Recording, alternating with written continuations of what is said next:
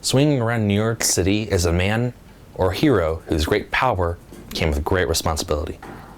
This hero or man is named Spider-Man. He is one of Marvel's greatest creations and has impacted the likes of readers, moviegoers, and even music listeners around the world, and yours truly. And so, in 1997, when Marvel announced that they'll be licensing their superhero properties out for film studios, Sony was one of the first to jump on the chance to make a Spider-Man film. Once they acquired the rights, it was off to the races to begin the production. After looking at several directors to helm their project, Sony eventually laid it on Sam Raimi, who, because he was an avid comic book collector and a huge fan of Spider-Man, felt like an easy, obvious, and probably one of the best choices they could make to direct their film. Once Raimi was chosen, it was only natural that he'd bring one of his closest friends, Danny Elfman, to score the film. Danny Elfman, who had a pretty good relationship with Sam Raimi starting since 1990 with the film Darkman, and ever since then with films like Army of Darkness and The Gift, it grew from there. So it was only natural. For Danny Elfman, one of his biggest challenges was to create a standout action score, one that can just be heard. Action films have never been kind to scores, as they are often mixed down in favor of sound effects. Another challenge for Danny Elfman was to create a superhero score that didn't sound too much like Batman. Because of scoring a film like Batman, for someone like Danny Elfman, whose film was up his alley, he had to think outside of his own box to create a new, fresh score for Spider-Man. And so he would look for other inspirations, like Aaron Copland, who he said he wasn't a fan of. But he would look to someone like him because for a more freeing and more American style to a superhero.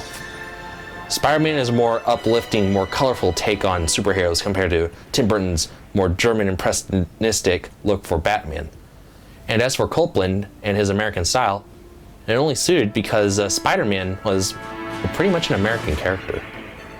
While writing the theme for Spider-Man himself, Elfman created a heroic swinging around the city sort of theme.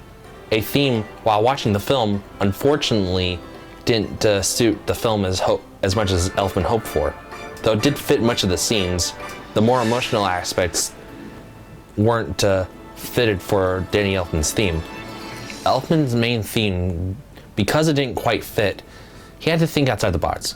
He even tried revising it to help so, but to no avail.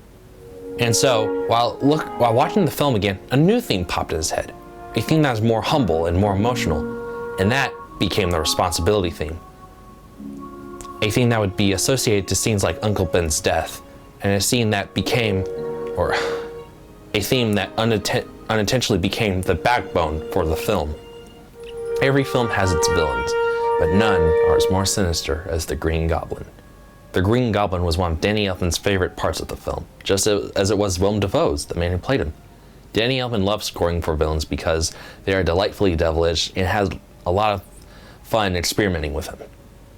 To help convey the Green Goblin's sinister and cunning nature, African percussion was used much throughout the film, and much of it for the Green Goblin, as well as a melody for strings to help that creeping, very sinister theme, a theme that will haunt you throughout the film. Once the two themes are brought together, both the Green Goblin and Spider-Man's theme, they are a force to be reckoned with. As throughout the fight scenes, they're often, just like the characters, fighting for dominance, fighting to be heard. And just as they are trying to be heard, they're also trying to convey the emotions of the characters as they fight and strive for dominance. Like a lot of other superhero stories, there's a romance. And one of the most passionate things about this film is Peter Parker, or Spider-Man's, relationship with MJ. It is not only just romantic, but it's also a very bittersweet theme that Elfman wrote for the film, as it conveys Peter's wants for a happy and prosperous life with MJ. However, because of his life as a superhero, it doesn't easily allow for that. And at the end of the film, Peter Parker must abandon his friendship with MJ just to keep her safe. And the theme conveys that about as emotionally as you can expect at the end. And then there is Uncle Ben's theme. It's a very brief theme, but nonetheless important.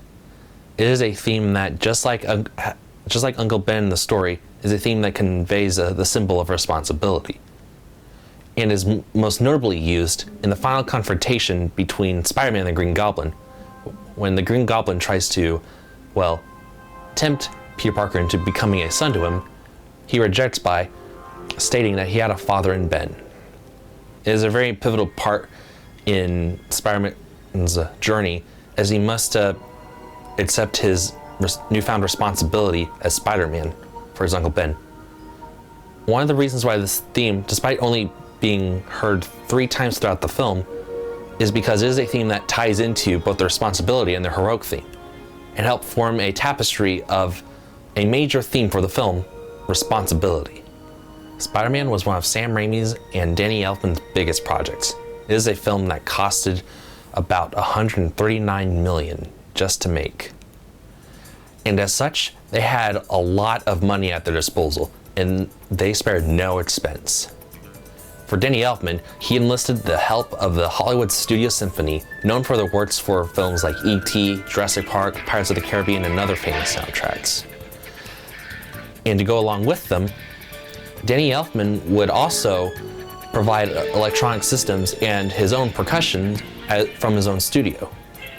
This is all in an effort to not only appeal to Sony, who wanted a score that could resonate with younger audiences. The electronics and percussion were a way to help not only please Sony businessmen who wanted a score that could resonate to younger audiences, but also for Elfman to create a more colorful and more vivid orchestral tapestry compared to Batman. When Spider-Man was facing its release date, a lot of people did not know how big of a hit this film would be. In fact, predictions were very wild. But when this film was released on its opening weekend, the film was the first ever film to gross $100 million on its opening weekend. It was a film that became the highest grossing film of 2002 and eventually earned back $821 million at the box office. Though not immediately, Danny Elfman would have earned recognition for this film and several other projects, and in 2017 he won the Max Steiner Award while attending the Hollywood and Vienna Music Festival. This was one of his biggest and best moments in his entire career. And thus, this concludes another episode of Musicology with Rhett Maxwell. Thank you for watching, and I'll see you later.